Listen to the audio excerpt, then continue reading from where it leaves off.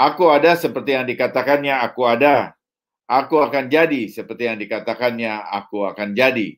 Kehidupan yang berbuah lebat bagi kemuliaannya. Firman Tuhan itu pelita bagi kakiku dan terang bagi jalanku. Ia tidak akan kembali dengan sia-sia.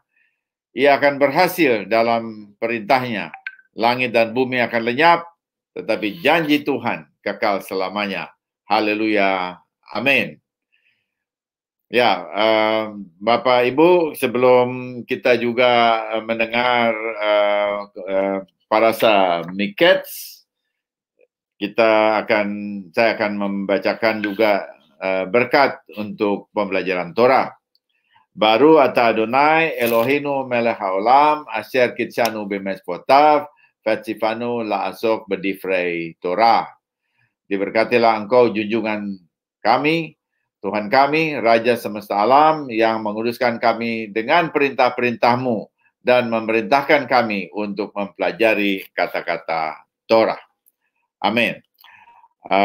Baik, sekarang kita akan melihat kitab suci kita di dalam Kejadian 41 ayat 1, dan ini parasanya itu panjang sampai 44 ayat 17.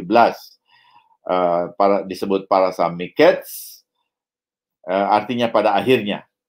Tadi ini sudah dibaca oleh saudari Karin, ya, baik dalam bahasa Ibrani maupun dalam bahasa Indonesia. Perkataan pertama yang tadi dibaca itu adalah Vayehi Mikets Shna Tayim, ya. Jadi itu diterjemahkan di dalam LAI itu setelah lewat 2 tahun lamanya. Tetapi kalau kita lihat bahasa Ibraninya itu lebih tepat, itu adalah pada akhir 2 tahun. Ya, jadi pada akhir 2 tahun. Jadi masih di dalam kurun 2 tahun. Sementara kalau setelah lewat itu artinya udah masuk tahun ketiga. Tapi pada akhir 2 tahun. Vayehi Miket Senatayim, ya, 2 tahun. Bermimpilah Firaun bahwa ia berdiri di tepi sungai Nil, ya. Di dalam bahasa Ibraninya itu pakai perkataan Al-Hayeor, di atas sungai. Jadi tidak disebut sungai Nilnya, tetapi ya memang maksudnya adalah sungai Nil, tetapi di dalam bahasa Ibraninya itu tidak ada nama Nil, ya, tetapi di atas sungai, the river, ya. Jadi ya di atas sungai itu, Yeor. Ya, dan kita juga bisa lihat bahwa sungai itu Yeor, ya, dan kalau kita ingat sungai Yordan, sebetulnya itu adalah Yeordan, jadi sungai dari yang mengalir dari Dan, dari daerah suku Dan. Jadi Yordan, begitu ya.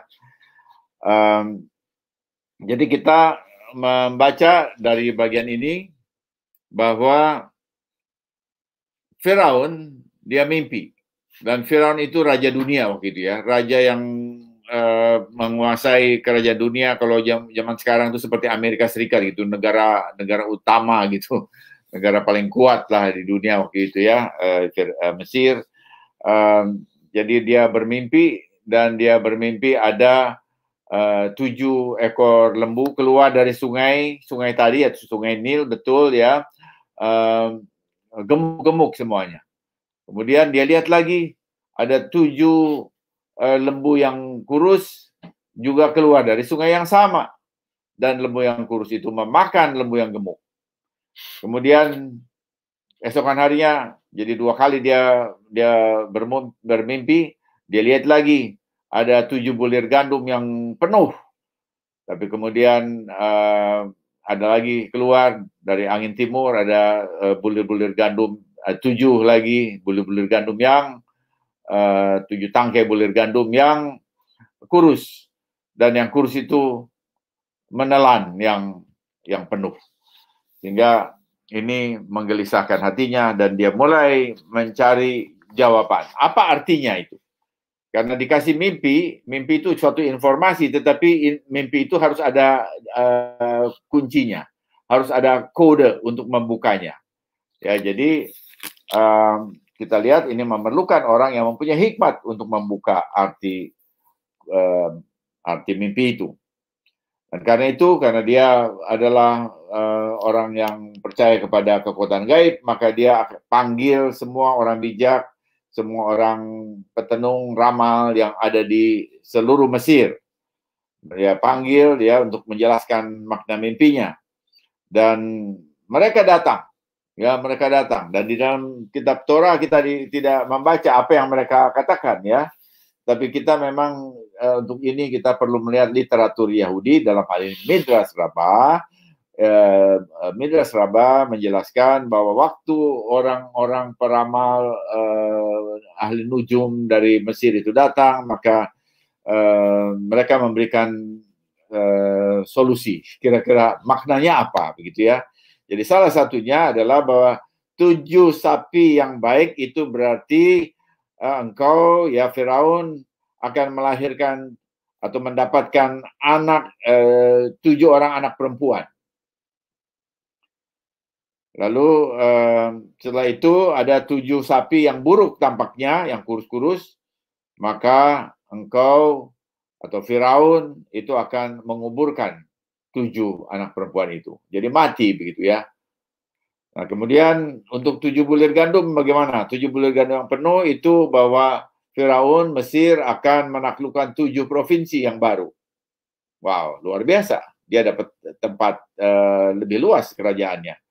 Tapi kemudian 7 gandum yang kurus atau bulir gandum yang kurus itu adalah 7 provinsi yang akan memberontak kepada Firaun. Menjadi hilang lagi. Jadi ini hanya permainan kata, sepertinya yang tadinya dapat sesuatu yang menyenangkan, tapi kemudian itu hilang lagi. Nah, jadi Firaun mendengar itu dia atau kurang yakin ya, kurang yakin. Nah, dalam keadaan begitu, jadi belum tahu apa yang jadi jawabannya, ya dia kurang sreg begitu ya, kurang sejahtera itu bahasanya waktu mendengar ramalan atau kode-kode pembukaan mimpi itu diceritakan padanya oleh para ahli ramal dari Mesir. Dia belum sejahtera. Nah, dalam keadaan itulah maka ada kepala juru minum dari Firaun yang dulu pernah ditolong oleh Yosef, ya, dikasih tahu arti mimpinya. Dia tiba-tiba jadi ingat, ya, itu pada udah lewat 2 tahun itu ya. Lalu kemudian dia mengatakan, aku akan mengaku dulu kesalahanku waktu aku dijatuhi hukuman. Tapi ternyata di sana, waktu di penjara, aku bertemu dengan seorang anak laki-laki. Di sini sebetulnya bahasa Ibrani itu na'ar. Jadi remaja sebenarnya. Jadi dia mengatakan ada seorang remaja bicara kepadaku, seorang Ibrani, seorang Ifri. Dan dia seorang budak, Efed. Dan dia menafsir mimpi yang aku dapat waktu itu. Jadi dia menjelaskan itu. Nah, jadi kalau saudara perhatikan di sini apa yang dia katakan, maka dia katakan dia itu remaja. Dia itu seorang Ibrani. Artinya yang bicara ini adalah orang Mesir. Dan orang Mesir karena dia adalah kerajaan dunia saat itu, dia menganggap bahwa inilah dia yang lebih tinggi. Jadi kalau dia katakan orang Ibrani, itu di level bawah lah. Itu bangsa-bangsa kecil yang ya kecil, kurang berarti begitu, kira-kira begitu ya. Dan kemudian dia katakan dia budak, Efed. Jadi ini bukan satu ungkapan yang bernada pujian sebetulnya, tetapi justru bernada sedikit negatif begitu ya. Agak negatif, walaupun dia dikatakan memberikan tafsir mimpi itu. Nah, karena Firaun itu sedang bingung, masih belum sejahtera, maka dia mendengar itu dan dia memerintahkan untuk dibawa anak ini ya. Dan jadi kita lihat kepala juru minuman yang dia dibebaskan itu, sementara kepala juru roti itu digantung ya, persis seperti yang dilihat dalam mimpi mereka. Maka sebetulnya apa yang mereka lakukan itu sepertinya satu orang yang kurang menghargai ya apa yang sudah dinyatakan oleh Yosef kepada dia. Ya, dia langsung lupa. Nah, ini menunjukkan bahwa orang seperti ini ditolong, tetapi dia tidak ingat. Waktu dia ditolong, itu dia tidak ingat. Jadi waktu dia mendapatkan sesuatu yang baik, yang keren begitu ya, lalu dia lupa bahwa dulu dalam keadaan yang bimbang dan ragu dan dia tertekan, ada orang yang menolongnya, dia lupa ya. Jadi kita mesti lihat bahwa orang seperti ini adalah orang yang berpusat kepada diri sendiri. Jadi tentu saja ini satu pelajaran karakter juga bagi kita, bahwa seharusnya sebaiknya dan memang seharusnya kalau kita mendapatkan sesuatu pertolongan dalam keadaan kita sulit, maka kita harus ingat siapa yang menolong kita. Terutama ini kepada Tuhan. Waktu Tuhan menolong kita dalam kesulitan, saudara, ya kemudian setelah itu Tuhan memberikan satu kebaikan, satu kejayaan kepada kita, kita mesti selalu ingat bahwa dulu waktu kita dalam keadaan yang sulit itu Tuhan yang mengeluarkan tangan dan mengangkat kita dari lumpur dosa, dari lumpur hutang, dari lumpur masalah. Ya, kita harus bersyukur dan memuji Dia dan menyatakan ungkapan kita berupa pemberian kepada Dia, berupa syukur maupun juga hal-hal yang Tuhan berkati kepada kita memakai itu untuk kemuliaan nama Tuhan. Jadi itu adalah orang yang bersyukur. Nah, kita lihat ini kepala juru minuman, dia bukan tipe orang yang seperti itu secara langsung, tetapi toh apa yang dia sampaikan setelah ahli nujum Mesir tidak sanggup membuat Firaun bersejahtera, maka itu pun juga merupakan masih satu hal yang baik juga. Tetapi bukan yang terutama yang harusnya bisa dia lakukan, bukan yang terbaik yang dia bisa lakukan. Ya, tetapi ini pun jadi berkat bagi Firaun, dan Firaun memanggil anak ini yang katanya orang Ibrani, dan lalu Yosef menjelaskan ya arti dari mimpi Firaun, bahwa lembu yang gemuk dan bulir gandum yang penuh itu adalah menunjukkan 7 tahun makmur di Mesir. Tapi kemudian setelah 7 tahun makmur selesai, maka akan timbul 7 tahun paceklik. Ya, 7 tahun paceklik, dan maka 7 tahun ini harus dihadapi dengan baik selama 7 tahun kemakmuran itu ada.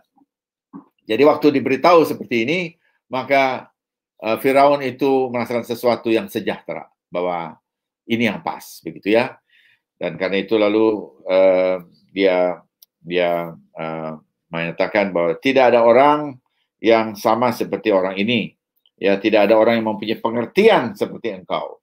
Itu di dalam pasal 41 ayat 39, tidak ada orang yang mempunyai pengertian dan bijak seperti engkau.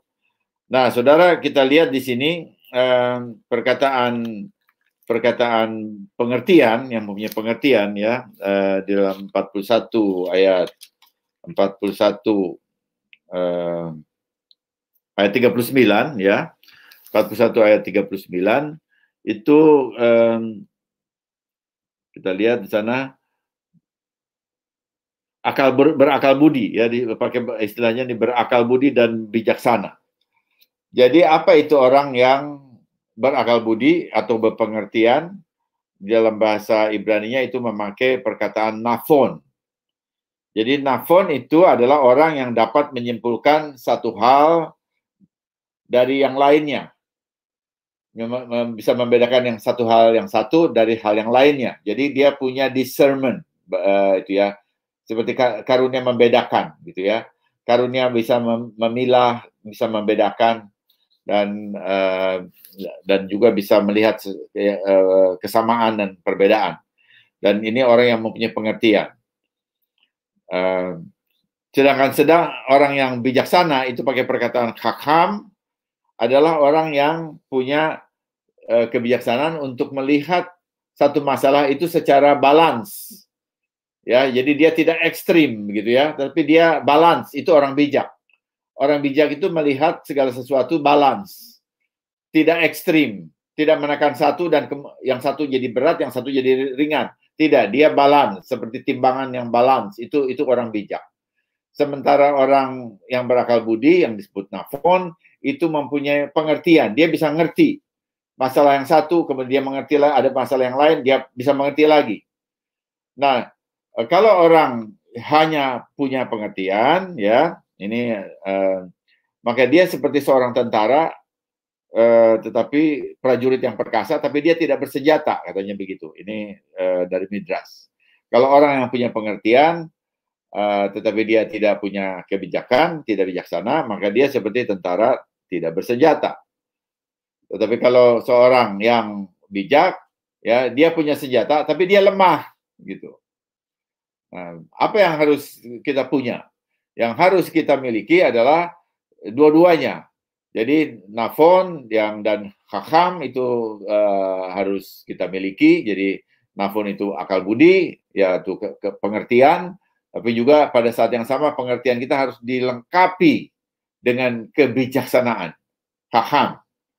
Supaya dengan demikian kita menjadi seorang prajurit yang bersenjata, prajurit yang tangguh dengan senjata, dan itu yang paling baik. Jadi jangan saudara hanya punya pengertian saja tapi tidak bijak. Jadi waktu punya pengertian bisa melihat sesuatu, bisa mengobservasi sesuatu, mengamati sesuatu dengan cermat, teliti, tapi kemudian tidak bijak, lalu bisa jadi ekstrim kesimpulannya. Tapi sementara orang yang bijak, dia tidak, barangkali dia tidak bisa secara persis, dia punya balance, tapi dia bisa juga kurang rinci, begitu ya. Jadi kedua-duanya, kita harus cukup rinci, tetapi juga kita harus balance di dalam cara kita melihat masalah, melihat hubungan satu sama lain. Ya, jadi ternyata kedua-duanya itu ada pada Yosef. Dan karena itulah Firaun waktu mendapatkan ungkapan itu, maka ia mendapatkan sejahtera. Dan dia kemudian mengatakan, ya, dia mengatakan dia memakai, dia menyatakan bahwa Yosef ini dia mendapatkan sesuatu yang berasal dari Elohim, dapatkan dari Elohim. Saudara perhatikan bahwa ini kesaksian yang luar biasa, ya, dari Yosef, anak Ibrani, remaja Ibrani di depan penguasa dunia saat itu, namanya Firaun. Karena Firaun itu menganggap dirinya juga dewa. Firaun itu menganggap dirinya dewa. Sekarang ternyata semua ahli nujum ramal Mesir tidak bisa mengungkapkan itu. Dan ternyata ada anak muda, remaja, ya, kalau ditambah waktu itu, ya mungkin itu dia udah lebih banyak umurnya daripada 17 tahun, itu Na'ar, ya, mungkin dia udah hampir 20 tahun. Tetapi ini lalu di dalam bahasa Ibrani tetap dia pakai Na'ar, si juru bicara atau juru minum itu, dia tetap memakai istilah Na'ar, ya, jadi belasan tahun. Nah, tetapi dia sudah waktu itu udah lebih dewasa, dan ini kita lihat ya bahwa Firaun dia mengatakan bahwa Tuhan itu yang menyatakan, ya, kepada dia. Nah, dia katakan begini, di ayat 39, kata Elohim, oleh karena Elohim telah memberitahukan semuanya kepadamu. Artinya Elohim sudah memberitahukan semua kepadamu. Dan waktu Yosef juga berbicara berbicara, maka dia juga menyampaikan, dia memakai Elohim. Misalnya di dalam ayat 32, kita lihat ya, sampai 2 kali mimpi itu diulangi bagi tuanku Firaun, berarti hal itu telah ditetapkan oleh Elohim, dan Elohim akan segera melakukannya. Nah, jadi dia tidak mengesankan bahwa dia adalah seorang yang hebat sendiri. Dia katakan bahwa ini Elohim yang menyatakan sesuatu dan menetapkan bagi tuanku, bagi Firaun. Jadi kita lihat ya bahwa Yosef dia memakai nama Tuhan. Dia menyatakan bahwa apa yang dia terima itu datang dari Tuhan. Dan karena itulah ini merupakan satu kesaksian kepada Firaun, sehingga akhirnya Firaun juga mengatakan, ya itu kemudian kita lihat di dalam ayat 38, mungkinkah kita mendapat orang seperti ini, seorang yang penuh dengan roh Elohim, ruah Elohim. Dalam Torah disebut ruah Elohim.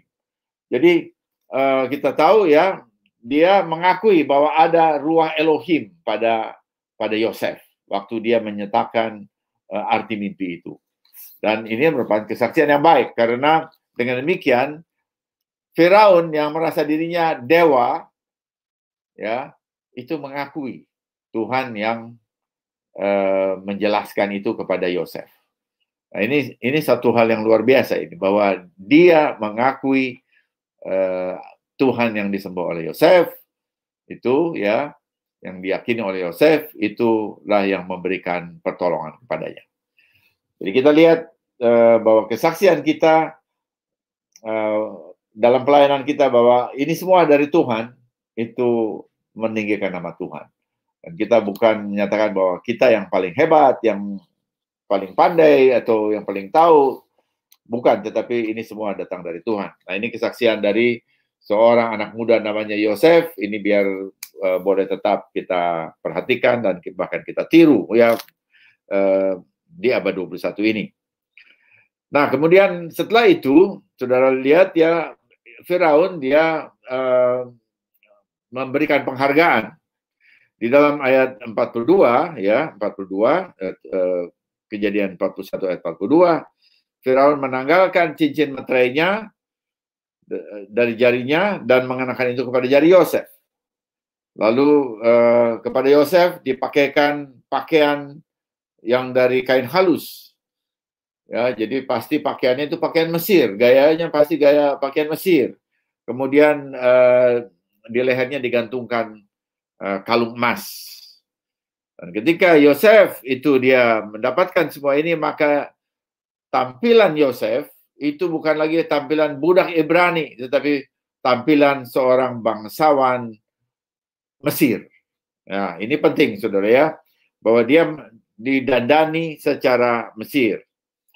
Dan kemudian dia diberikan kehormatan. Firaun menyuruh dia naik kereta kedua yang dia miliki, dan Yosef lalu mulai berkeliling di seluruh tanah Mesir.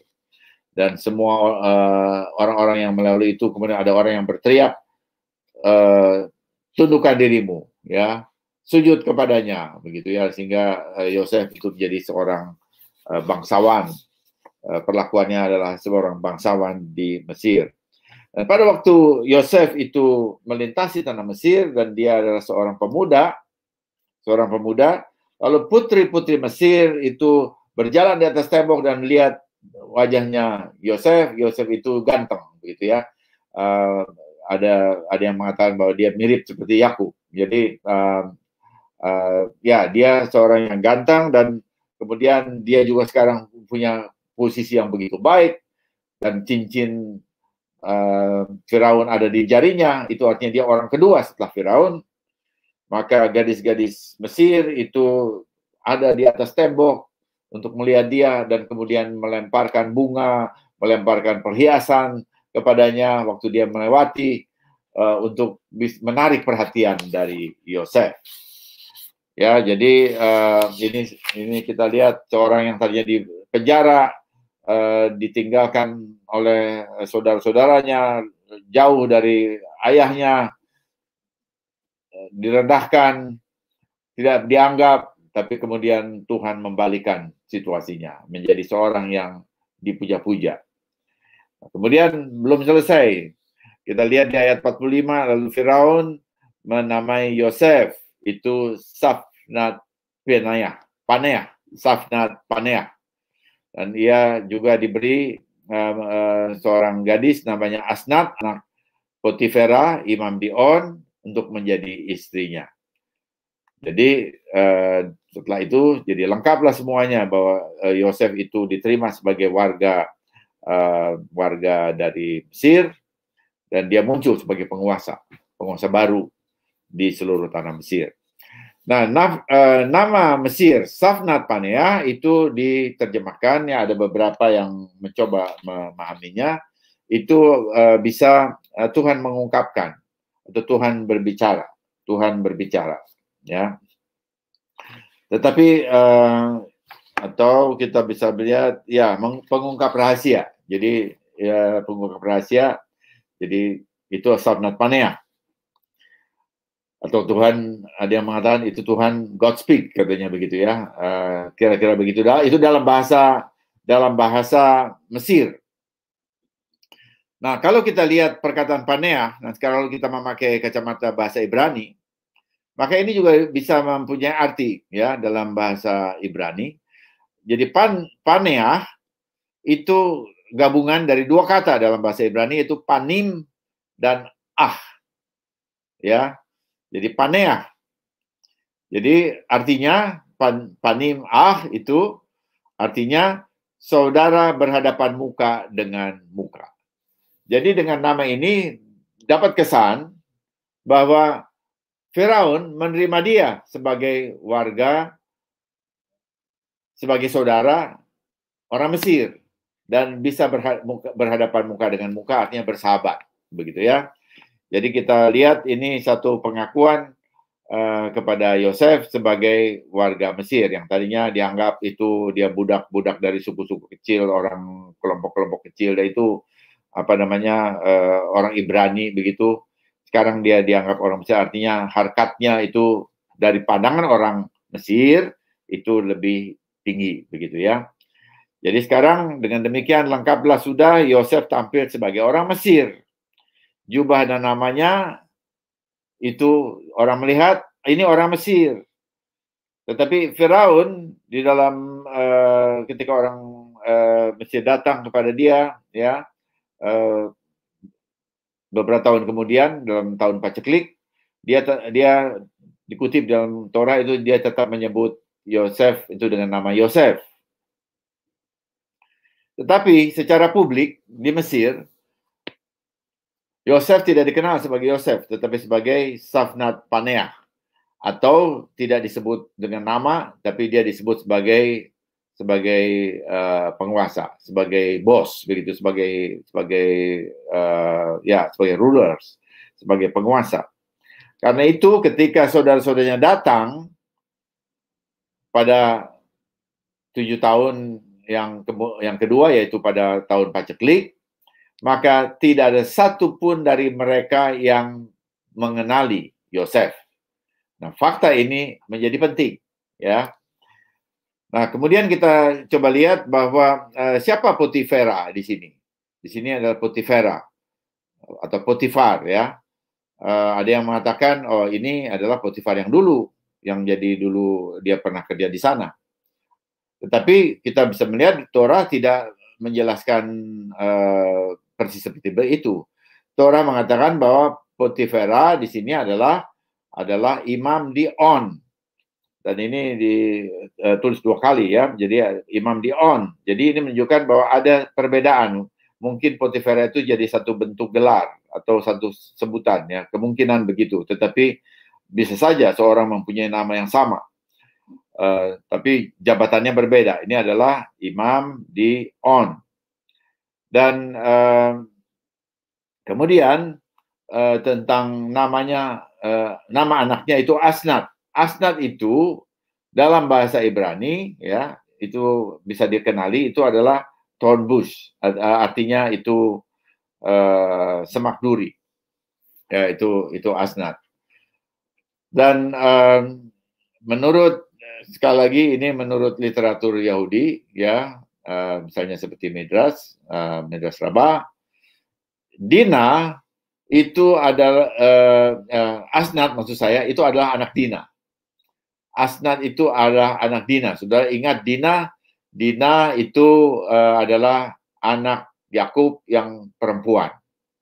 Dia punya satu orang anak perempuan yang waktu dia pergi sendiri melihat-lihat kota Shechem, ternyata ada seorang pemuda anaknya pemimpin kota Shechem, itu namanya juga Sichem.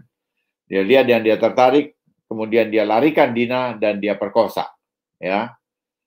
Nah, kita sudah membaca apa kelanjutannya dari peristiwa itu, karena semuanya itu dibunuh ya oleh Simeon dan Ruben dan Simeon dan anak-anak Yakub yang lain. Dan kemudian kita tidak melihat Dina itu dicatat lagi satu kali pun juga tidak ya di dalam Torah. Nah, untuk itu lalu memang kita sebagai bangsa-bangsa nggak bisa punya akses apa-apa karena kita cuma pegang Torah ya. Tapi orang Yahudi dia mempunyai beberapa literatur dan di situ ada komentari. Nah, ini yang saya mau sampaikan pada saudara sebagai latar belakang sejarah begitu ya. Sama sekali juga tidak ada tidak menyangkali Torah, tetapi ini bisa membantu kita untuk seperti menyambungkan beberapa dot yang seperti hilang begitu ya, yang tidak diceritakan dalam Torah, lalu kita bisa mendapatkannya. Jadi ini lebih kepada semacam sejarah atau legenda ya, tetapi ini bisa membantu kita untuk memahami ini ya, walaupun itu tidak tercatat dalam Torah. Jadi Dina dia melahirkan anak. Dan dia tidak menggugurkan anaknya. Itu satu poin. Bahwa anaknya lahir, tetapi kemudian anak ini lalu bapaknya apa yang tadi, bapaknya Sichem, tetapi Sichem juga dibunuh. Ya, itu oleh kedua ini. Nah, lalu menurut salah satu bacaan ya, literatur, ternyata Dina itu kemudian menikah itu dengan Ayub. Ada yang mengatakan begitu. Nah, dengan Ayub. Oke, itu satu ya, tapi kemudian tidak ada cerita selanjutnya.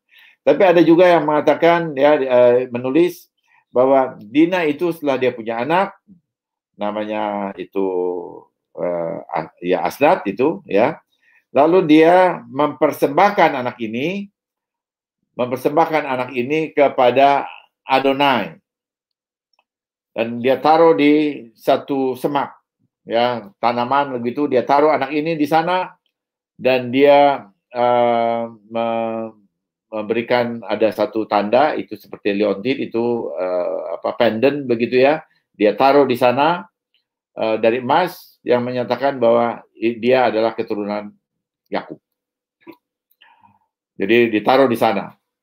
Nah, kemudian diserahkan kepada Tuhan. Lalu menurut tulisan ini ya, bahwa malaikat Mikael lalu yang membawa anak ini ke Mesir, dan di Mesir itu dia serahkan kepada Potifera, imam di On yang tidak punya anak, gitu ya. Nah, tapi kemudian ada lagi yang mengatakan bahwa dia besar, anak ini dibesarkan oleh ibunya, tapi kemudian setelah dia besar dia merasa rasanya itu pada posisi yang sulit dalam keluarganya. Lalu dia mengembara, dia pergi ke Mesir. Ya, dan dia kemudian dibesarkan oleh Potifar, imam di On, dan dengan istrinya yang memang tidak punya anak. Nah, jadi waktu Yosef itu dia berjalan naik kereta di seluruh Mesir, maka dia juga sampai kepada kota-kota ini ya, juga di On, dia lewati, dan waktu Asnat melihat Yosef, maka dia lemparkan pendan emas atau liontin emas yang dia dapat dari ibunya kepada Yosef.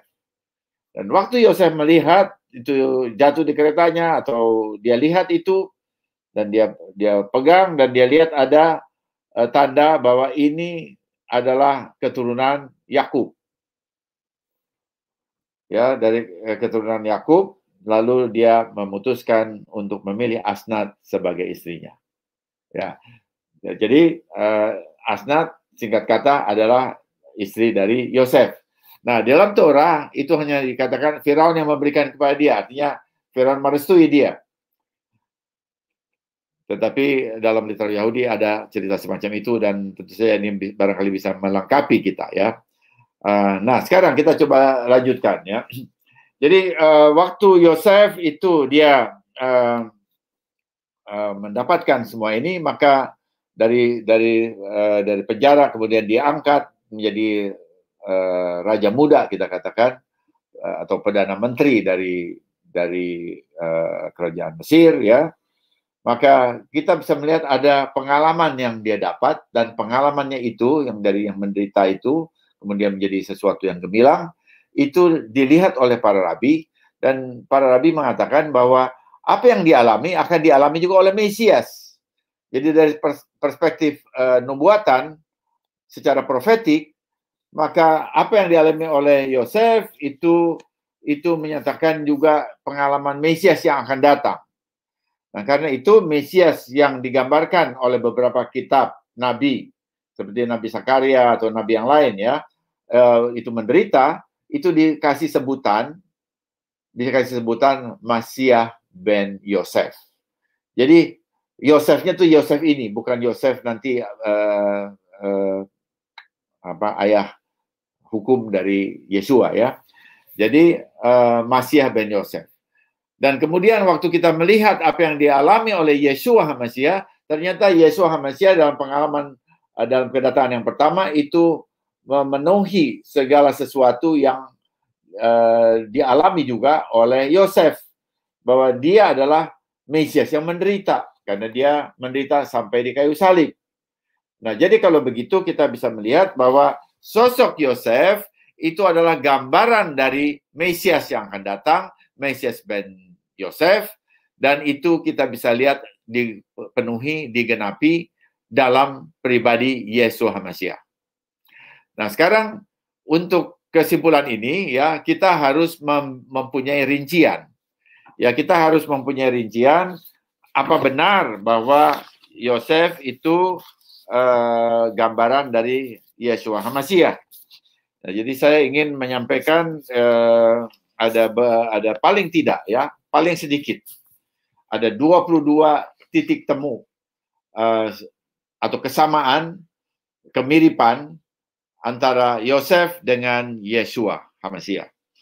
Jadi nama Yosef itu disebut dalam bahasa Mesir Safnat Paneah, yang artinya pengungkap rahasia atau Tuhan berbicara, God speaks, begitu ya, Tuhan bicara.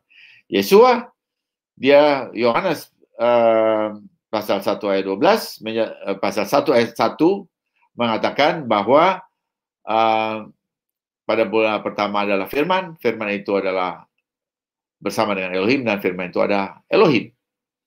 Dan ayat 14-nya mengatakan firman itu menjadi manusia. Jadi Yeshua adalah firman Elohim. Jadi ini mirip karena di sana Tuhan bicara dan di sini adalah Tuhan berfirman atau firman Elohim, ya, Tuhan yang firman Elohim yang menjadi manusia. Kemudian juga di dalam Yohanes 1 ayat 18 Yeshua menyatakan Bapa. Jadi dia mengungkapkan satu rahasia, itu rahasia yang ada pada Bapa itu diungkapkan oleh Yeshua Mashiach. Jadi sama. Kemudian kita lihat Yosef itu dikasih oleh bapaknya. Kejadian 37 ayat 3. Kemudian Yeshua HaMashiach, anak yang kukasihi. Matius 3 ayat 17. Yang kedua, yang berikutnya yang ketiga ya, saudara-saudaranya membenci dia, 37 ayat 4. Dan Yosef juga gembala. Di dalam Yesua, kita lihat dalam Yohanes 15 ayat 25, dia dibenci tanpa sebab oleh saudara-saudaranya orang Yahudi, oleh kaum Yudayoi, para pemimpin Yahudi maksudnya, bukan seluruh orang Yahudi. Kemudian Yesua juga adalah gembala. Jadi dia mempunyai pekerjaan yang sama dengan Yosef juga. Yang keempat, ya, saudara-saudaranya iri hati kepadanya. 37 ayat 11. Dan kita juga lihat dalam Markus 15 ayat 10, iri hati, imam-imam menyerahkan dia untuk dibunuh. Nah, itu juga ada sesuatu yang suatu iri hati pada para imam. Yesua sangat populer waktu itu di akar rumput, mereka justru tidak dikenal, tidak diketahui ya. Juga para pemimpin Yahudi. Yang berikutnya, saudara-saudaranya bersekongkol untuk membunuhnya. 37 ayat 18. Yesua, imam-imam dan tua-tua merancang membunuhnya. Matius 27 ayat 1. Berikutnya, dia dilucuti jubahnya, 37 ayat 23. Yesua juga jubahnya dilucuti, diganti dengan jubah ungu. Matius 27 ayat 28. Yosef dilempar ke lubang, 37 ayat 24. Yesua ditaruh di lubang kubur. Matius 27 ayat 59. Yosef dijual 20 keping perak atas usul Yehuda. Yesua dijual 30 keping perak oleh Yudas. Yudas itu yang sama dari Yehuda dalam sebutan atau transliterasi Yunani. Saudara-saudara Yosef makan ketika ia dalam lubang. Kemudian Yesua, saudara-saudaranya membuat jamuan pada saat ia ada di lubang kubur, yaitu mereka memakan jamuan hamatsah, roti tidak beragi, dalam jamuan seder Pesak. Yosef dikeluarkan dari lubang, 37 ayat 28. Yesua dibangkitkan dari liang kubur. Matius 28 ayat 6. Yosef dijadikan budak, 37 ayat 28. Yesua dibangkitkan, Yesua mengambil rupa hamba, Filipi 2 ayat 7.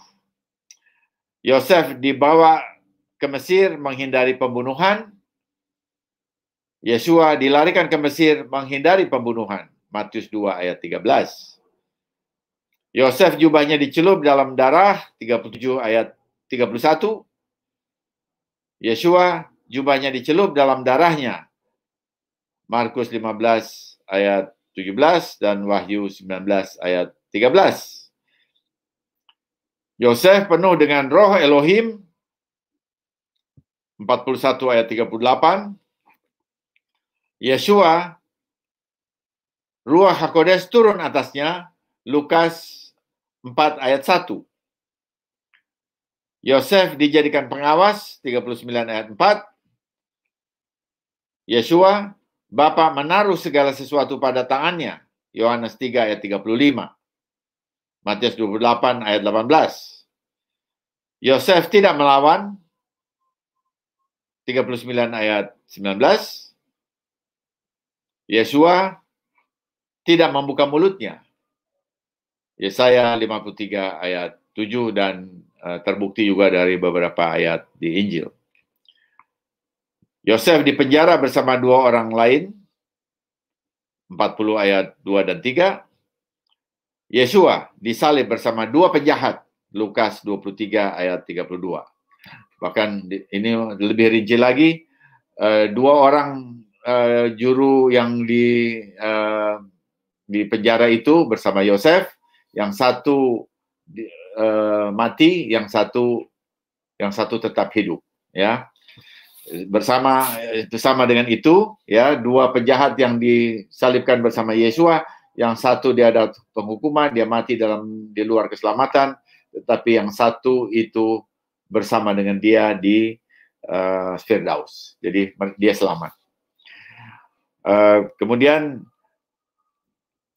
Yosef diberi mempelai bangsa lain, ya, artinya ini dalam pengertian yang umum begitu ya, dia diberi mempelai dari waktu dia ada di Mesir. Demikian juga Yeshua, dia dipertunangkan dengan bangsa-bangsa yang percaya kepadanya, yaitu bangsa-bangsa itu ada dalam status pertunangan dengan Yeshua HaMashiach dalam 2 Korintus 11 ayat 2. Sementara Asnat itu diberikan oleh Firaun kepada Yosef, itu Kejadian 41 ayat 45 yang tadi sudah kita baca. Kemudian Yosef itu pemberi makanan dunia, 41 ayat 55, sementara Yeshua memberikan roti hidup. Yohanes 6 ayat 35, ya, dia memberikan roti hidup kepada dunia. Yosef usia 30 tahun sebelum melayani Firaun, Yeshua 30 tahun ketika ia mulai melayani. Lukas 3 ayat 23. Yosef menyatakan diri kepada saudara-saudaranya pada kedatangan saudara-saudaranya yang kedua ke Mesir. Ya, Yeshua HaMashiach, dia juga akan ada dua tahap Yeshua HaMashiach. Pertama, dia menyatakan dirinya secara pribadi kepada murid-muridnya, misalnya ketika dua orang itu ke Emmaus itu berjalan bersamanya setelah dia bangkit, maka dia menyatakan siapa dirinya, ya, dalam pembicaraan kepada dua orang itu secara pribadi. Jadi dia menyingkapkan dirinya secara pribadi kepada kedua orang itu pada kedatangan yang pertama. Dan juga kepada 12 muridnya juga dia menyatakan dia menerima apa pengakuan dari Simon Kefas kepada dirinya, itu kepada pribadi-pribadi, bukan kepada seluruh bangsa. Tetapi Yeshua HaMashiach akan menyatakan siapa dirinya kepada seluruh bangsa Israel, dan Israel akan menerimanya. Zakaria 12 ayat 10. Jadi ketika Yosef menyingkapkan dirinya pada kedatangan saudara-saudara yang kedua, artinya perjumpaan yang kedua dengan dia, Yeshua HaMashiach akan menyingkapkan dirinya kepada seluruh bangsa Israel pada kedatangan yang kedua, dan pada waktu itulah seluruh Israel akan mengenali dia. Jadi kita lihat kemiripan yang sangat-sangat luar biasa, ya, sampai demikian rincinya. Yang terakhir yang ada dalam yang saya catat di sini, dia dimahkotai kemuliaan. Itu 41 ayat 39 sampai 40, yaitu Yosef. Sementara Yeshua dimahkotai kemuliaan pada Ibrani 2 ayat 9. Jadi kita lihat saudara bahwa ini satu daftar yang panjang, ya, ada 22 item dan sangat rinci, ya, untuk menjelaskan bagaimana Yosef itu memang sesungguhnya adalah gambaran dari Yeshua HaMashiach. Jadi dia adalah bayangan dari Yeshua HaMashiach. Secara profetik, ya, Yosef adalah gambaran dari Yeshua HaMashiach. Yosef adalah Yosef. Kalau kita hanya membaca Yosef, itu namanya kita membaca literal. Kita membaca pesyat. Tapi waktu kita melihat bahwa dalam Yosef itu ada Yeshua, dia sedang menggambarkan Yeshua secara nubuatan, secara profetik, maka kita memakai cara pemahaman Torah secara dras. Dan para penulis Injil, kitab-kitab Rasuli memakai ini secara dras. Nah, karena itu saya ingin kasih tahu bahwa kalau ada orang-orang anti-misionaris, rabi-rabi anti-misionaris tidak bisa melihat di dalam Torah itu ada Yeshua, maka karena mereka cuma bergerak di level pesyat. Nah, saudara yang sudah mengenal dia level memahami Torah dalam perspektif pesyat, ya, yang paling dasar, literal, dan kemudian kita juga sudah melihat itu secara dras pada tingkatan ketiga, itu dras. Ya, kita bisa lihat dengan tingkatan yang lebih tinggi, dimensi yang lebih lengkap, Maka waktu saudara dengar rabi antimisionaris bilang Yesus itu siapa, ya tidak pernah dibicarakan apa-apa di dalam Torah, maka saudara itu mereduksi dirimu sendiri, engkau sudah kelas 6, engkau kembalikan dirimu jadi taman kanak-kanak lagi. Ya, jadi kita yang sebagai orang mesianik, kita lebih berhikmat. Saya katakan daripada rabi-rabi antimisionaris yang tidak bisa melihat dari perspektif deras. Nah, sekarang saya mau tambah ini, saudara ya. Ini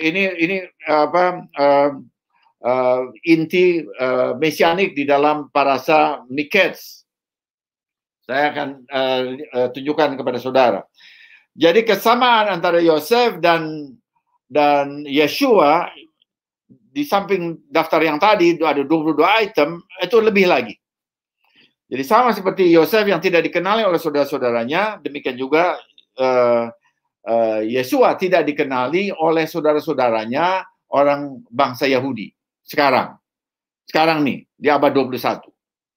Yeshua dipandang asing karena seperti Yosef, dia memakai pakaian Mesir dengan semua ornamental Mesir, ya. Saudara lihat tadi ada gambar orang Mesir ditayangkan oleh Ibu Ira, ya. Demikian Yeshua itu di pandangan orang Yahudi dia adalah orang Roma. Bahkan ya ada satu tulisan itu dari kalau tidak salah itu Vilna Gaon, ya. Dia mengatakan bahwa Mesias duduk di gerbang Roma. Mesias duduk di gerbang Roma. Kalau dia duduk di gerbang Roma, maka dia berpakaian seperti orang Roma. Dan karena Mesias itu dilihat sebagai orang Roma, maka orang Yahudi siapapun secara umum, ya mayoritas Yahudi tidak pernah mengenali dia. Dia katakan bahwa Yesus itu adalah bangsa lain, atau dia sudah bukan Yahudi lagi. Dia sudah meninggalkan, kalaupun itu adalah sejarahnya dia lahir dari lingkungan orang Yahudi, dia sudah meninggalkan keyahudiannya, dia sudah menjadi orang Katolik. Mengapa demikian? Nah, saya akan menjelaskan. Karena hari lahirnya saja, Yesus itu lahir tanggal 25 Desember. Sementara orang Yahudi tidak pernah mengenal itu apa tanggal 25 Desember itu. Karena tanggal 25 Desember itu memang satu hari yang dikenali oleh bangsa-bangsa, karena pada tanggal 25 Desember itulah ya ada banyak bangsa yang melihat bahwa itu adalah tanggal kelahiran dari dewa mereka. Misalnya orang Persia, agama Persia mengenali Mithras, yaitu dewa agungnya itu matahari, ya biasanya berhubungan dengan matahari, itu lahir tanggal 25 Desember. Kemudian kita lihat orang Yunani, dewa Apollo itu lahir tanggal 25 Desember. Ya, kemudian Babilonia, Tamus itu lahir tanggal 25 Desember. Jadi tanggal 25 Desember itu di dalam budaya bangsa-bangsa itu sudah dikenali. Bahkan jauh sebelum Yesus lahir. Itu misalnya Mithras itu 1500 tahun sebelum Masehi. Itu sudah dikenali oleh bangsa Persia. Kemudian Tamus 25 Desember itu ada di kepercayaan orang Babilonia 2500 tahun atau 2600 tahun bahkan sebelum Masehi. Dan budaya ini terus diturunkan. Bahkan kemudian dari agama Mithras itu diadopsi oleh Kaisar Aurelius pada tahun 274 Masehi, dan karena itulah muncullah Mithras Romawi. Dan kemudian muncul satu perayaan namanya Sol Invictus. Dari agama ini, dari Mithras Romawi itu muncul istilah Sol Invictus, dan itu semua terjadi pada tanggal 25 Desember. Jadi 25 Desember itu udah jauh sebelum Masehi, sebelum Yesus lahir itu sudah dikenal oleh bangsa-bangsa. Nah sekarang Yesus ditetapkan oleh ini kerajaan Romawi dan kemudian juga oleh gereja, ya gereja Romawi itu sebagai hari lahir Yesus. Dan karena itu kemudian orang Yahudi mereka tidak akan pernah melihat bahwa yang lahir 25 Desember itu adalah sosok Yahudi, ya. Jadi kita telah memakaikan, atau gereja Kristen telah memakaikan pakaian Romawi kepada Yesua sehingga dia tidak dikenal oleh bangsanya sendiri. Itu baru satu titik. Kemudian kita lihat baptisannya. Baptisannya sudah lihat di mana-mana, di lukisan. Bahwa Yesus datang ke Sungai Yordan, dibaptis oleh Yohanes Pembaptis. Bagaimana cara pembaptisannya? Yohanes Pembaptis ambil air, kemudian ditaruh beberapa tetes itu di atas kepala Yesus. Dalam lukisan-lukisan, sudah lihat sana. Jadi itu juga dilihat oleh orang Yahudi. Waktu orang Yahudi lihat bahwa Yesus dibaptis dengan cara itu, jadi airnya hanya sedengkul, dia masuk Sungai Yordan hanya sedengkul. Kemudian setelah itu air ditaruh di atas kepalanya. Maka orang Yahudi bilang apa? Yesus, kalaupun dia orang Yahudi, dia sudah masuk jadi agama Katolik Roma. Dia bukan Yahudi lagi. Jadi dia bukan Mesias. Karena dia sudah meninggalkan kepercayaan yang didapat dari Moshe, ya. Nah, jadi dengan begitu saudara lihat ya, dia tidak dikenali lagi. Kemudian kita lihat Yesua melakukan jamuan seder Pesak. Pada saat yang terakhir pun dia melakukan jamuan seder Pesak. Jamuan terakhir itu adalah jamuan seder Pesak sebelum dia disalibkan. Tapi kemudian bangsa-bangsa itu lalu mengubah itu menjadi agape feast. Ya, agape feast itu jadi love feast, dia ubah ya, dan itu pun dengan pengaruh agama Mitras Romawi.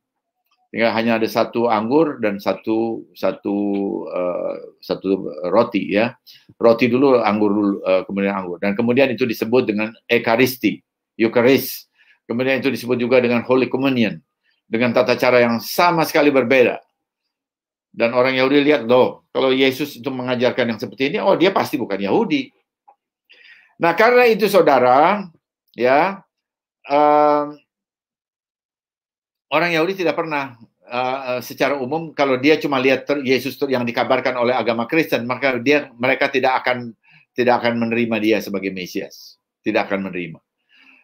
Nah, karena itu ya, kita sekarang kembali lagi, kita tahu bahwa waktu Yesua datang kedua kalinya, dia harus diterima oleh bangsa Yahudi sebagai bangsa. Nah, karena itu apa yang harus kita lakukan? Dia akan menyatakan dirinya. Tetapi sekarang apakah kita diam saja, terserah dia? Itu urusanmu Yesus, gitu ya, kira-kira begitu. Oh, tidak begitu. Kita yang memahami, khususnya orang-orang yang memahami Torah, orang-orang yang mau belajar kebenaran Torah, orang yang mau belajar kebenaran Yeshua HaMashiach, kita tahu bahwa dia adalah Mesias Ibrani yang kemudian menjadi Mesias bangsa-bangsa, menjadi Mesias bagi dunia. Tapi dia orang Ibrani dan dia belum selesai. Tugas pertama penebusan pribadi sudah dilakukan, tapi penebusan sebagai bangsa, bagi bangsa Israel, dan juga untuk menghakimi dunia ini, itu belum selesai. Dia akan datang kedua kalinya, dan pada waktu dia kedatangan kedua kalinya itu, maka itu adalah kesempatan bagi bangsa Israel untuk mendapatkan Mesiasnya.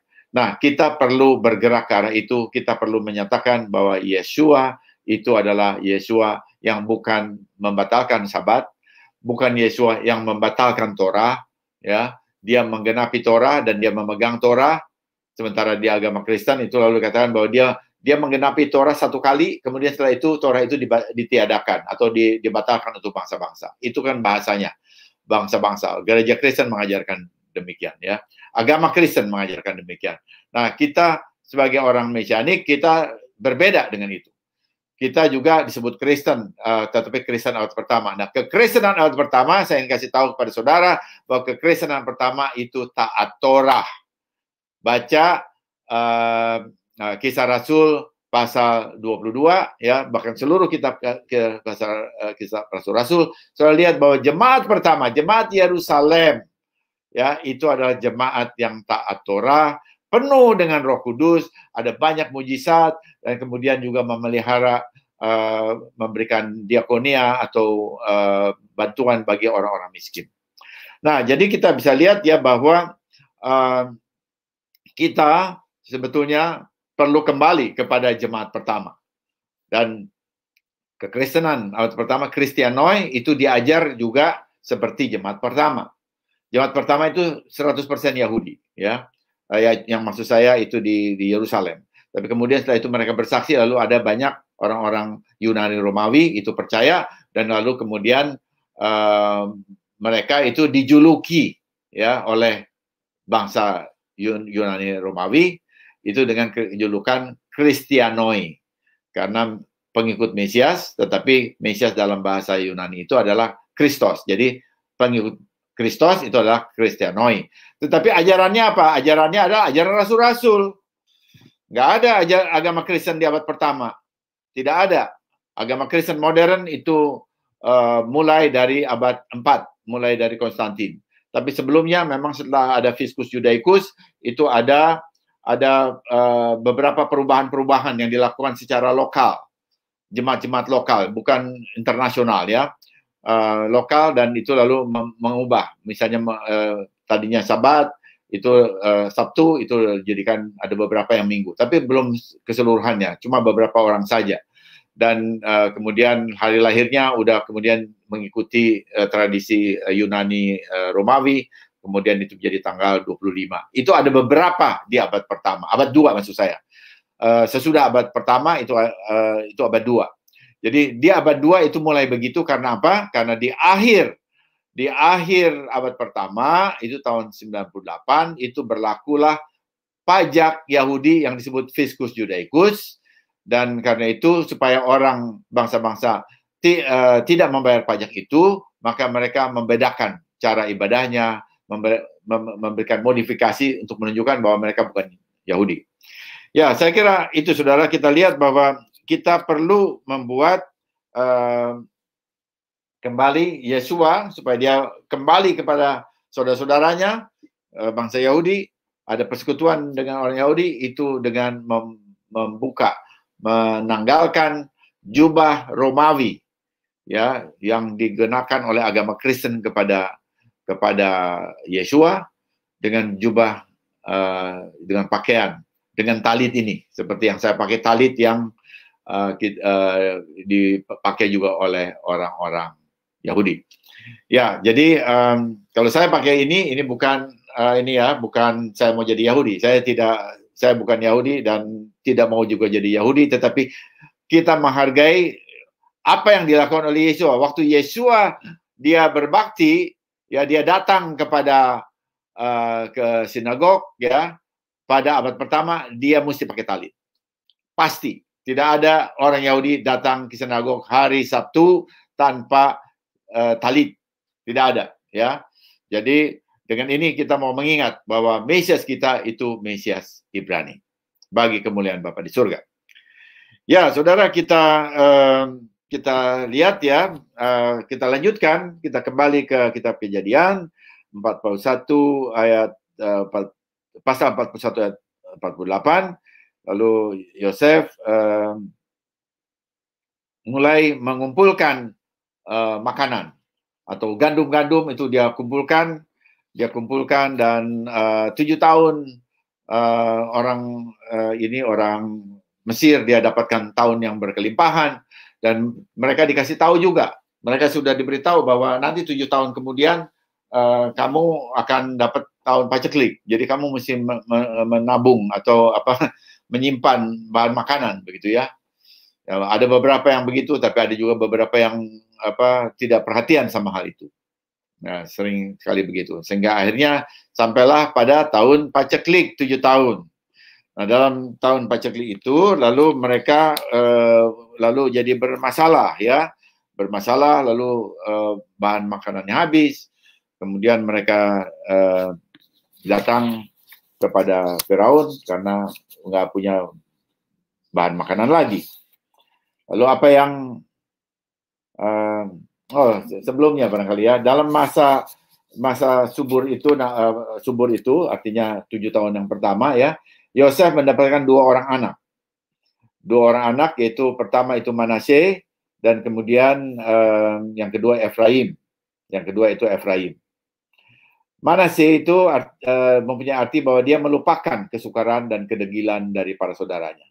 Jadi dia melupakan kepahitannya sama saudara-saudaranya. Ini penting, saudara ya, bahwa kita sebagai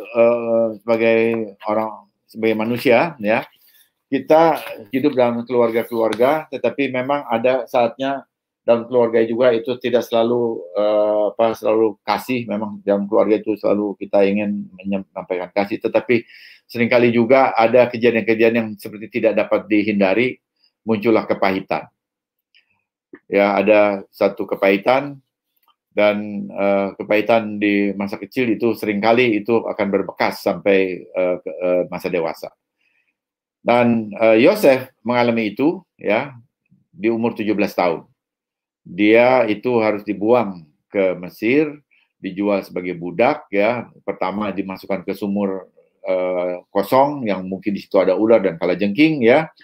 Jadi itu satu keadaan yang dahsyat begitu ya, yang sangat mencekam bagi dia. Jadi dia tidak ke Mesir itu dengan piknik, dikasih kendaraan yang baik dan mendapatkan disambut di sana, bukan begitu. Dia pergi ke Mesir, sampai ke Mesir itu dengan keadaan yang sangat menderita dan tercekam dan juga penuh dengan kebingungan karena tidak tahu mau jadi apa dia, begitu ya.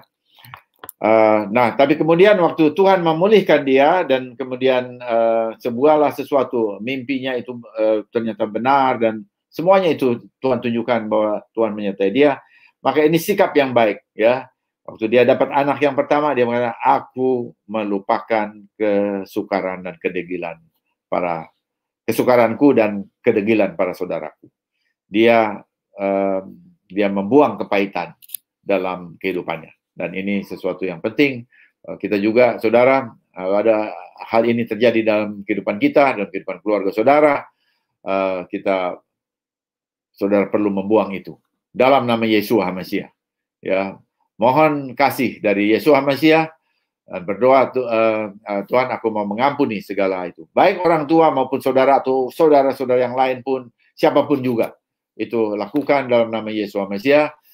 Mohon kasih memenuhi hati saudara dan sesuai dengan perintah Tuhan ya. Jika seorang berdoa dan dia mengingat sesuatu dengan saudara, pergilah dahulu dan selesaikan dengan saudara. Itu ya, kita ingat itu dan kita lakukan. Nah, kalau ada saatnya itu belum bisa bertemu dengan saudara yang bersangkutan, nah ini penting ya.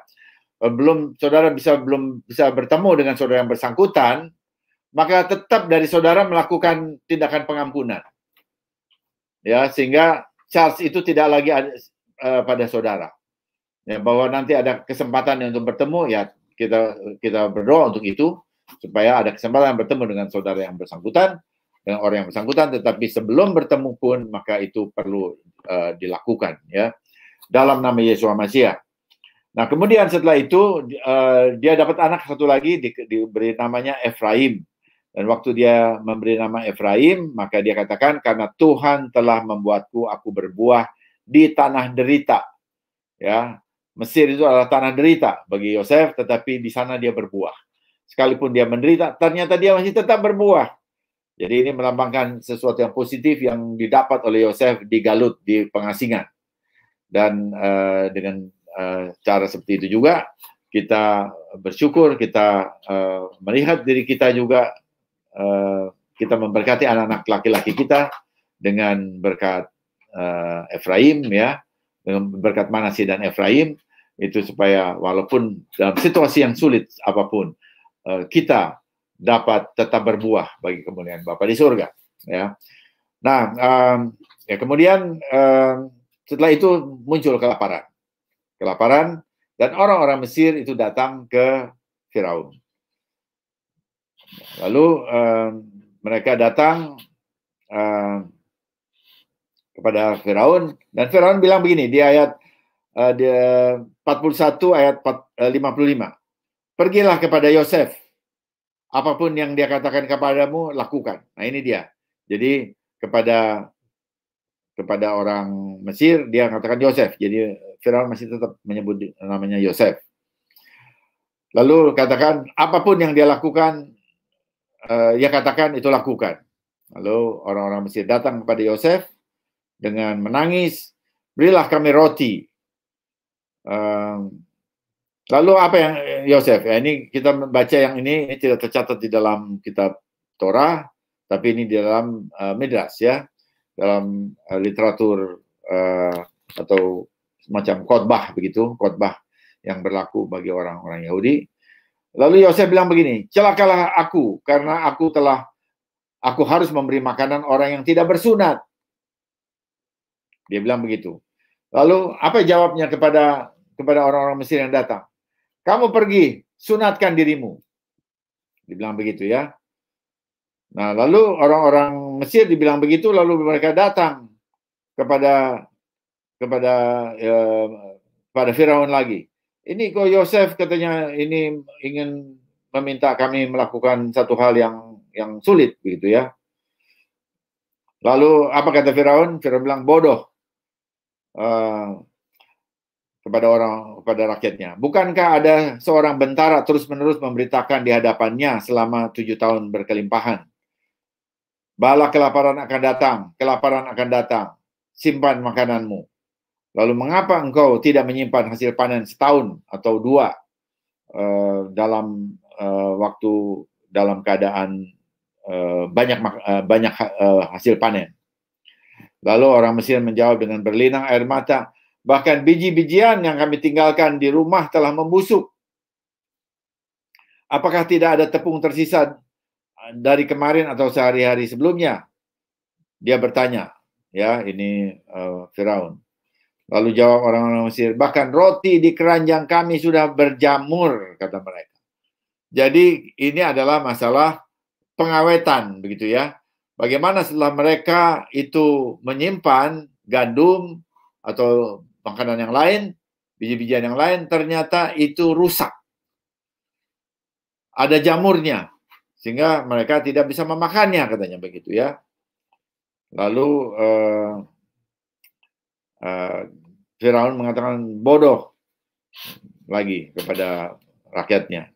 Jika biji-bijian membusuk karena keputusannya, bagaimana jika dia memutuskan melawan kita dan kita mati? Jadi kalau biji-bijian aja itu membusuk karena keputusannya, yaitu keputusan karena ini katakan bahwa berita itu Tuhan yang menetapkan bagi Firaun ya, Elohim menetapkan bagi Firaun. Nah ini kan sudah ditetapkan oleh Elohim. Nah, kalau kita sekarang lawan si Yosef ini dan dia itu adalah wakil dari Tuhan wakil dari Elohim kepada mereka, maka bukankah ini akan membuat seluruh bangsa itu jadi masalah gitu ya? Karena kalau seluruh bangsa melawan dia akan akan menutup segala sesuatu, maka bangsa ini akan bermasalah. Lalu karena itu jangan lawan Yosef, kira-kira begitu ya. Ini nasihat Firaun kepada rakyatnya. Dan karena itu dia katakan, kamu datang kepada Yosef, taati saja apapun yang dia lakukan, sekalipun ia meminta kamu ya untuk memotong bagian dari dagingmu, yaitu sunat tadi.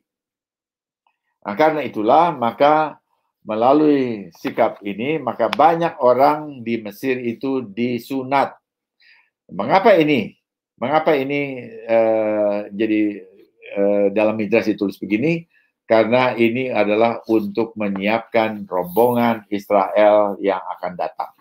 Ketika Yakub dan anak-anaknya dan semua sanak saudaranya datang ke Israel, maka maksud saya ke Mesir ya, ini disiapkan oleh Yosef.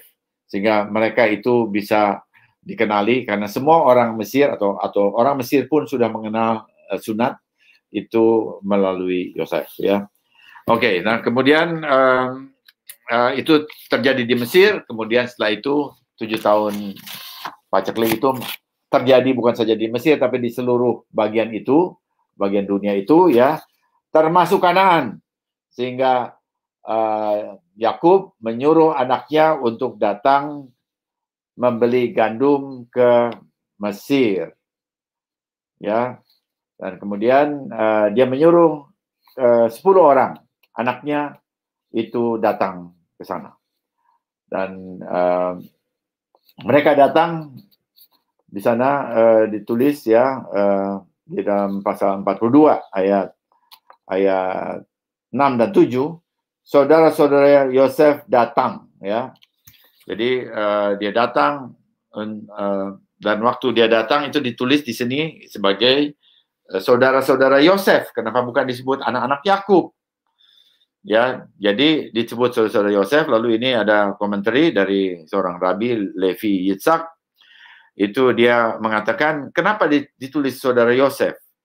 Karena pada waktu itu saudara-saudara Yosef itu juga mulai sadar begitu ya, bahwa mereka juga mempunyai rasa bersalah, sudah menjual saudaranya yang kemudian dia tidak tahu, dan itu dibawa ke Mesir. Jadi waktu mereka diminta oleh bapaknya yaitu Yakub untuk datang ke Mesir membeli gandum, membeli makanan, maka mereka mengharap akan berjumpa dengan Yosef di Mesir, gitu ya.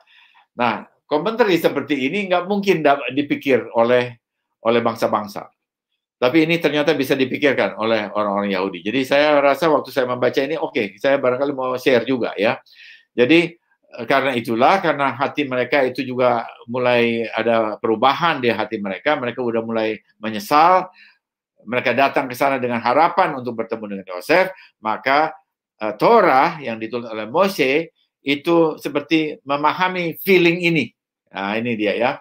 Lalu dia tulis, saudara-saudara Yosef itu datang kepada Yosef. Nah, karena dalam hatinya mereka sudah mulai mencari, ingin berdamai atau ingin memperbaiki hubungan dengan saudaranya. Tetapi kemudian kita membaca bahwa Yosef tidak mengenal Yosef mengenali saudara-saudaranya, tetapi saudara-saudaranya tidak mengenali dia. Dan waktu saudara-saudaranya itu sujud kepada dia, maka Yosef ingat akan mimpi-mimpinya.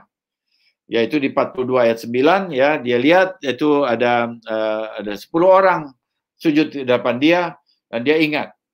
Tetapi waktu dia lihat apa yang terjadi, dia merasa bahwa ada satu bagian lagi, ini belum lengkap. Ini belum lengkap, karena kemudian dia lihat lagi ada bintang dan bulan, bintang-bintang dan bulan juga, matahari juga seperti tunduk kepada dia. Jadi ini belum kelengkapannya. Kalaupun ini sudah menjadi satu bentuk pengenapan, ini belum kelengkapannya, gitu ya. Nah, jadi kemudian dia tuding ini para orang-orang ini, semua orang ini itu sebagai mata-mata, sebagai pengintai. Nah, akibatnya mereka itu lalu perlu berdiskusi, dan disitulah kesempatannya Yosef bertanya banyak hal dan tentang keluarga mereka. Artinya mereka mengaku bahwa mereka ini satu saudara, ada 12 orang anak laki-laki, yang satu itu ada di sana, yang tidak dibawa, yang satu sudah meninggal, sehingga ini semua terungkap kepada Yosef. Kemudian Yosef mengatakan, kamu harus kembali lagi. Kalau kamu kembali, bukan harus kembali, tapi kalau kamu kembali, kamu harus bawa adikmu untuk membuktikan ucapan kamu. Mereka kemudian mendapatkan semua yang mereka perlukan, ya, tetapi kemudian uangnya itu dikembalikan. Ya, uangnya itu dikembalikan, dan kemudian untuk menyandera bahwa itu mereka itu benar-benar mengucapkan apa yang mereka sampaikan, maka satu orang yaitu Simeon itu ditahan, disandera, dan mereka pulang ke sana kepada bapaknya dengan semua bahan makanan, tetapi dengan berita itu. Dan ternyata kelaparan itu 7 tahun kan, lama, dan karena itu mereka harus kembali. Nah, ini kedatangan yang kedua. Dan kedatangan yang kedua itu di sini kita lihat bahwa Yehuda itu ingin membawa Benyamin juga bersama dengan mereka. Bahkan sebelumnya juga Ruben meminta. Tapi mereka itu lalu dihadapkan kepada sikap Yakub yang tidak mau melepaskan Benyamin. Kenapa? Karena kalau Yosef itu sudah meninggal, dalam pikiran dia adalah karena diterkam oleh binatang buas, nanti akan ada sesuatu lagi kepada Benyamin, sehingga anak dari Rahel itu kedua-duanya hilang, ya. Jadi ini dia tidak mau memberikan Benyamin. Nah, terhadap sikap Yakub seperti ini, lalu kita lihat ya, kita membaca bahwa Ruben itu memberikan jaminan. Dia sebagai anak tertua, dia datang, dia bilang, kalau nanti Benyamin tidak bisa kembali, maka biarlah dua anakku itu dibunuh, katanya begitu ya. Dua. Jadi ini sesuatu yang nggak jelas gitu ya. Dia menjamin dengan anak-anaknya, artinya orang lain gitu, bukan dirinya. Sehingga Yakub tidak bisa memperhitungkan itu. Ini bukan jaminan, gitu ya. Tapi kemudian datang lagi Yehuda bilang, kalau aku ini yang akan jadi jaminan. Kalau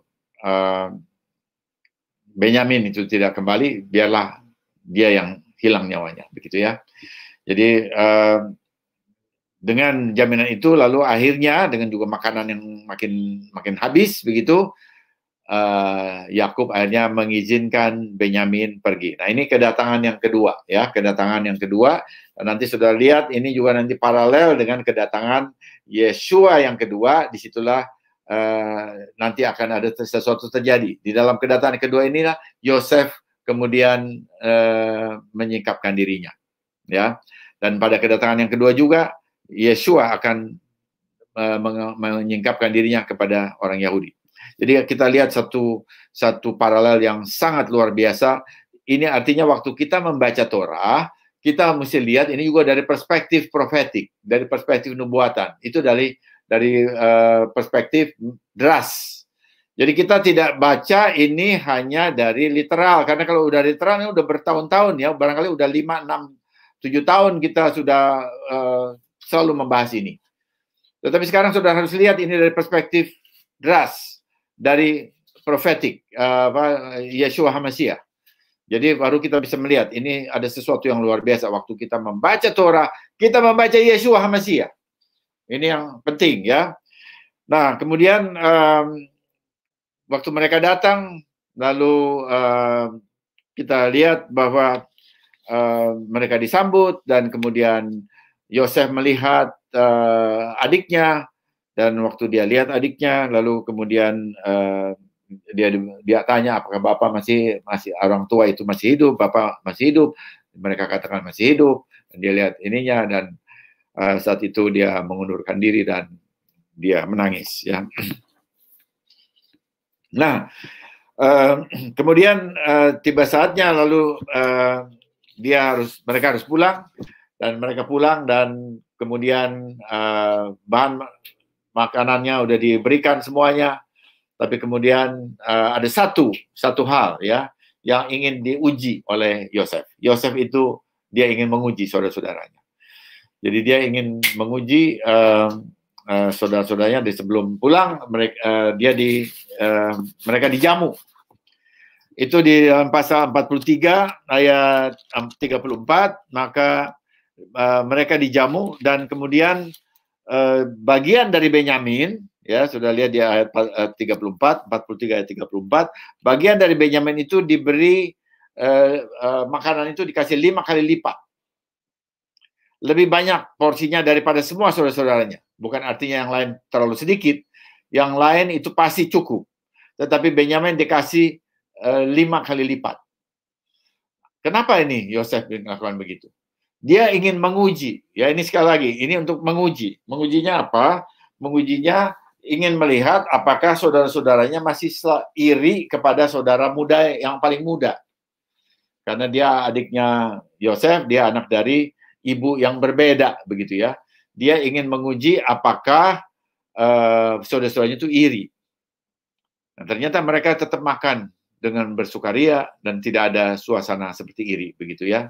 Itu Yosef melihat semuanya itu karena dia hadir juga di sana, dan makanannya itu berbeda-beda. Yosef makanannya sendiri, 11 orang ini juga sendiri ya, orang-orang anak-anak Yakub itu sendiri, kemudian orang Mesir sendiri. Mengapa berbeda-beda hidangannya? Karena orang Mesir tidak mau makan dengan orang anak-anak Yakub. Karena orang Mesir tidak makan daging domba. Domba itu adalah sesembahan bagi orang Mesir. Karena itu tidak dimakan. Kalau sama ini seperti di sini, kalau itu orang Hindu misalnya dia tidak akan memakan daging sapi misalnya begitu ya.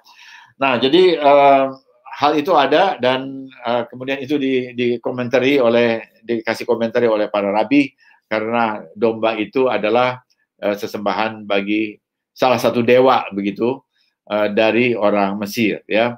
Nah, jadi ini juga perlu diketahui supaya ini juga bisa membawa kita pada pengertian nanti waktu anak domba Pesak. Nah, kemudian mereka makan dengan sukacita dan ternyata tidak ada terlihat nuansa-nuansa iri di dalam saudaranya, sehingga kemudian Yosef mengetes lagi satu kali, ya.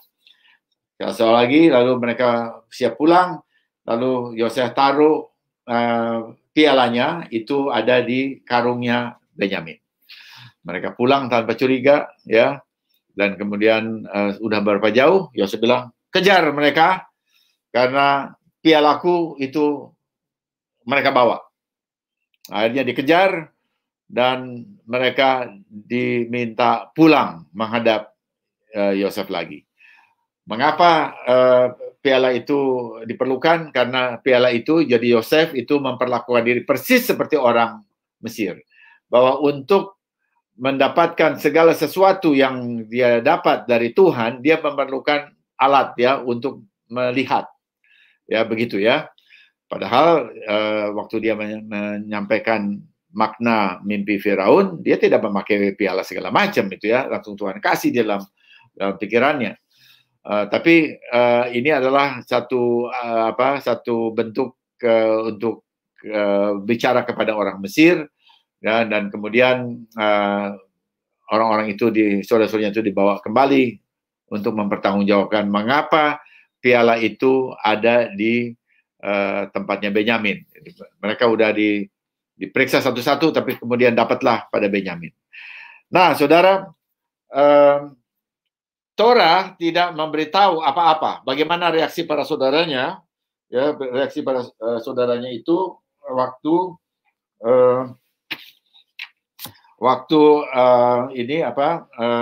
pialanya itu terdapat di karungnya Benyamin. Itu Torah tidak menjelaskan apa-apa. Tetapi sekali lagi bahwa literatur Yahudi ya itu menjelaskan sesuatu. Ya, Midrash Rabbah ya. Ini Midrash itu ya namanya Midrash, itu jadi seperti khotbah begitu. Saudara juga sering mendengar khotbah. Mengapa ini Midrash itu dicatat ya? Ini seperti khotbah. Khotbah kalau saudara dengar siapapun juga hamba Tuhan, dia sering kasih ilustrasi. Dia kasih ilustrasi. Nah, ilustrasi itu lalu sama untuk menjelaskan sesuatu ayat ya, sama dengan begitu, seperti itu. Maka Midrash itu memberikan satu ilustrasi untuk menjelaskan satu ayat, tetapi ini karena mereka juga orang Ibrani, jadi bisa menjelaskan itu dari budaya Ibrani dan bisa menjelaskan sebagai orang-orang yang wajar gitu ya. Nah, jadi kalau ada 11 orang mereka dituduh ambil piala, lalu diperiksa satu persatu, kemudian dapat pada Benyamin, itu adalah fakta. Ya, itu adalah fakta. Lalu kalau orangnya itu saudara-saudara yang lain itu melihat hal ini, dan itu adalah pengalaman kedua bagi mereka, sementara dalam pengalaman pertama itu bagi Benyamin, dan Benyamin dikasih makanan 5 kali lipat lebih banyak, ya, seakan-akan dia istimewa. Lalu mungkin dia itu karena merasa istimewa lalu mengambil atau ya membawa piala itu dalam karungnya. Maka ada pikiran juga dalam saudara-saudaranya, apa karena itulah maka Benyamin membawa piala itu. Nah, jadi dan faktanya di dalam karungnya Benyamin itu ada piala itu. Nah, bukankah ini bisa jadi menyebabkan celaan begitu ya, menyebabkan pertengkaran di antara mereka. Nah, kemudian itu dalam Midrash Rabbah dikatakan ya bahwa waktu saudara-saudaranya melihat hal itu, mereka jadi kesal juga karena waktu mereka pulang itu nggak ada kehilangan seperti ini. Sekarang Benyamin ikut, kok ada kehilangan seperti ini? Lalu mereka begini, Waktu mereka tahu bahwa ada piala di karungnya Benyamin, lalu mereka bilang, apa? Engkau adalah pencuri dan anak pencuri. Nah, ini Midrash Rabbah yang menjelaskan. Engkau itu pencuri dan engkau anak pencuri. Mengapa? Karena Rahel, ibunya, waktu dia keluar atau meninggalkan rumah Laban, maka dia bawa terafimnya Laban. Dan kemudian Yakub juga mengatakan, oh aku nggak tahu ini, aku nggak pernah coba periksa, nggak dapat, karena itu ditaruh duduk di bawah pelananya Rahel, dan Rahel waktu itu mengaku bahwa dia dalam haid sehingga dia nggak bisa berdiri. Nah, Laban tidak mencari itu, dan karena itu lalu tidak diketahui. Tetapi dari situ diketahui bahwa Rahel lah yang mencurinya. Nah sekarang ini anaknya Rahel namanya Benyamin. Nah, karena itu lalu dikata engkau pencuri dan engkau anak pencuri juga. Nah jadi waktu Benyamin dengar ini, apa dia diam? Oh dia balas lagi, saudara. Sudahkah kita menemukan Yosef di sini? Karena tadi saudara-saudaranya itu ingin mencari Yosef di Mesir, karena mereka yang menjual Yosef ke Mesir. Apakah kita mendapatkan kambing jantan di sini yang dengan darahnya engkau mencelupkan mantel Yosef untuk berpura-pura bahwa dia dibunuh? Apakah kita ada di sini sebagai saudara yang menjual saudara sendiri? Nah, itu jawaban Benyamin. Jadi waktu Midrash Rabbah menjelaskan ini cultural, saudara. Jadi saya merasa bahwa kita memang perlu melihat ini karena ini adalah ada dalam budaya mereka. Jadi ini bukan buat-buat begitu aja, tapi ada unsur budayanya. Dan apa yang dia jelaskan ini dalam dialog ini sesuatu yang sangat bagus ya, dan semuanya berdasarkan Torah. Jadi Rahel mencuri itu Torah, kemudian si saudaranya itu menjual itu ke Mesir itu tertulis dalam Torah, kemudian mereka berpura-pura kepada ayahnya itu dalam Torah. Dan sekarang mereka datang ke sini, apakah kamu ingin menjual saudaramu lagi, yaitu si Benyamin. Nah, jadi ini jawaban yang sama-sama tembakannya pedas, ininya juga pedas ya, jawabannya pedas begitu ya. Nah, saudara, padahal apa yang terjadi? Benyamin juga tidak mencuri. Jadi seringkali ini terjadi di dalam lingkungan kita, dalam lingkungan keluarga kita, dalam lingkungan anak-anak kita, atau dalam lingkungan komunitas kita, dalam lingkungan jemaat, saya katakan. Ada masalah yang sebetulnya juga tidak harus ada masalah, tetapi kok waktu dijadikan omongan, dijadikan medsos, dijadikan WA, kok jadi masalah begitu loh ya.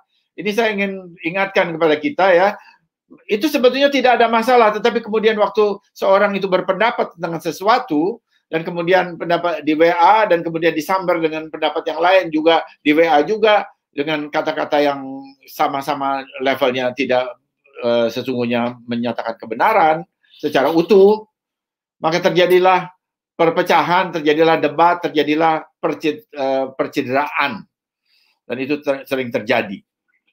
Yang satu ngomong begini, lalu sebenarnya, oh kenapa kamu ngomong begini, bukankah begini, padahal itu faktanya tidak demikian. Jadi faktanya Benyamin tidak mencuri piala Yosef, ya, tetapi kemudian ada ucapan kepada dia. Dan karena ada ucapan pada dia, maka dia juga akan membalas. Ya, nah, lalu masalahnya kan Yosef yang menaruh itu. Jadi Yosef ini biang keroknya, gitu ya. Nah, Yosef menaruh itu bukan untuk juga ingin membuat perpecahan dalam saudaranya, tetapi dia ingin melihat bagaimana dia ingin menguji saudara-saudaranya, dan dia ingin melihat bagaimana reaksi saudara-saudaranya terhadap Benyamin. Nah, tapi kemudian mereka ternyata kali ini setelah kalau dalam Midrash Rabbah itu berdebat duluan, tapi waktu mereka datang itu mereka kembali kepada Yosef, ya mereka ternyata menunjukkan persatuan. Ya, persatuan, dan di situ kita bisa melihat bahwa yang bertanggung jawab, ya, karena Yosef mengatakan yang ada pialanya itu orang itu yang harus tinggal. Nah, kemudian muncullah kepahlawanan atau kepahlawanan yang menyatakan seorang kakak yang bertanggung jawab, yaitu Yehuda. Ya, dan dari situ kita akan lihat bagaimana Yosef diyakinkan bahwa saudara-saudaranya sudah tidak seperti yang dulu lagi. Nah, itu kita akan lihat di parasa Sabat depan. Ya, jadi dengan demikian kita lihat ya, ini sebetulnya kalau mau dirinci, ayat-ayat ini akan bisa dibuka lebih banyak, saudara. Ya, ini cerita ini kita kenal ini sebagai cerita sekolah minggu dulu. Saya kenal ini sebagai cerita sekolah minggu, dan kita pikir kita udah tahu cerita itu. Tapi kalau kita buka ini ya, ayat demi ayat, itu masih bisa dibuka lagi. Pengertian-pengertiannya itu mendalam gitu ya, berhubungan dengan karakter. Banyak yang kita bisa buka ini ayat-ayat ini. Tetapi ya memang waktu kita tidak banyak ya, sehingga saya akan, tadi ada banyak ayat yang sudah saya lewati tanpa membukanya. Dan kita lihat, kita menyimpulkan parasa ini. Di parasa ini kita bisa melihat sesuatu hal yang luar biasa, bahwa Yosef, pemuda Ibrani yang berpenampilan Mesir, dia menyatakan Mesias, dia gambaran dari Mesias ben Yosef, yang dipenuhi oleh Yeshua, yang pada pandangan orang Yahudi abad 21 ya, bangsa Yahudi pada abad 21 adalah bukan orang Yahudi, bukan orang Ibrani, bukan ada di dalam Judaism, tapi sudah pindah menjadi orang Kristen, bahkan Katolik Roma ya, dalam pandangan orang Yahudi. Nah, ini yang menjadi tanggung jawab kita sebagai orang yang sudah mengenal seluruh kebenaran firman Tuhan. Kita bisa lihat dari orang Kristen, karena kita semua juga Kristen, tapi kita juga sekarang sudah belajar Torah, kita bisa melihat ini dari perspektif orang Yahudi kepada Yeshua, dan kita perlu menjadi berkat bagi orang Yahudi untuk membawa Yeshua yang Jewish kembali kepada mereka, sehingga mereka disiapkan untuk menyambut kedatangan Yeshua yang kedua kalinya.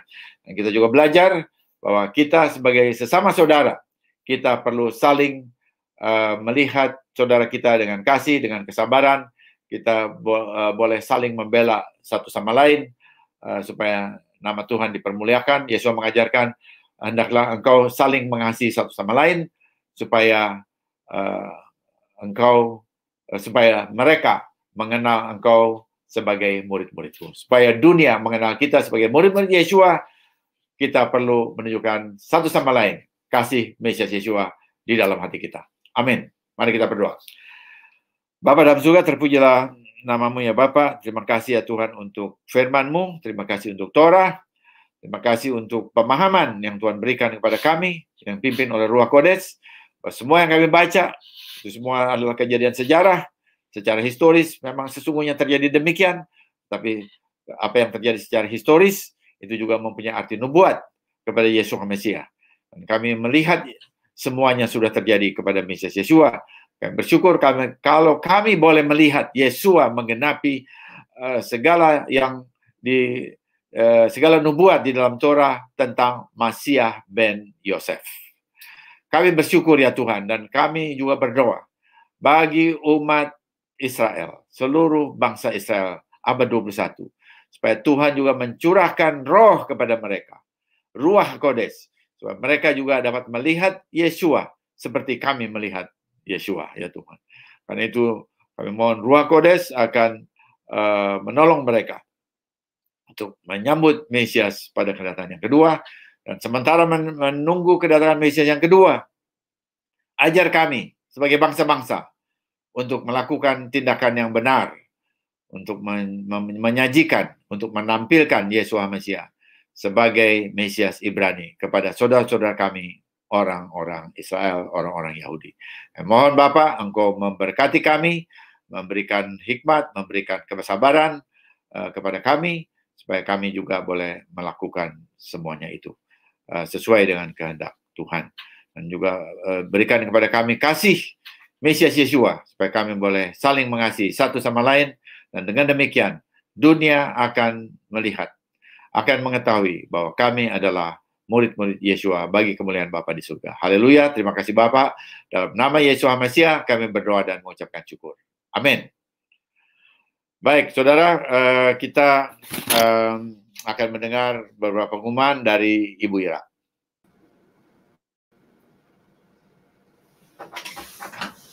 Ya, Bapak Ibu, Saudara yang dikasihi oleh Tuhan, sebelum kita mendengarkan beberapa informasi, kita Bapak Ibu dipersilahkan atau diberikan kesempatan